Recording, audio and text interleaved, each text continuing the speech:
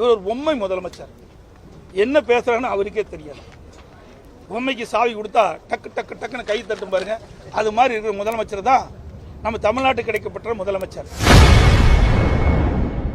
சட்டமன்ற கூட்டத்தில் இருந்து வெளிநடப்பு செய்த அதிமுக பொதுச் செயலாளர் எடப்பாடி பழனிசாமி செய்தியாளர்களை சந்தித்து பேசும்பொழுது முதல்வர் ஸ்டாலினை கடுமையாக தாக்கி பேசியிருப்பது திமுகவினர் மத்தியில் கடும் அதிர்ச்சியை ஏற்படுத்தியுள்ளது. எதற்கும் அஞ்சியது கிடையாது.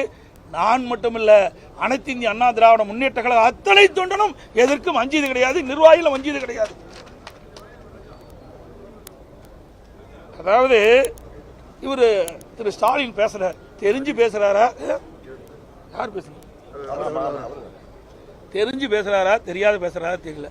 நான் ஏற்கனவே பல முறை இந்த ஊடகத்தின் வாயிலாக பத்திரிகையின் வாயிலாக தெளிவுபடுத்திருக்கேன். இவர் ஒரு பொம்மை முதலமைச்சர். என்ன பேசுறாருன்னு அவருக்கே தெரியாது.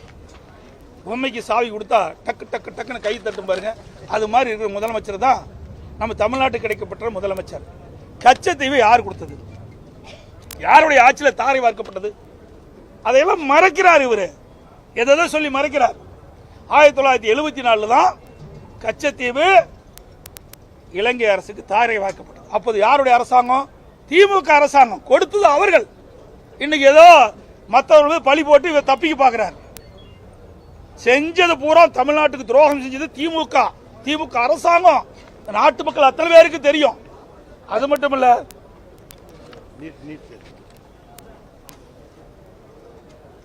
அதாவது ஸ்டாலின் மாடல் அரசாங்கத்தில் தான் மீனவர்களும் பொதுமக்களும் மாணவர்களும் நொந்து நூலாய் போயிருக்கிறாங்க.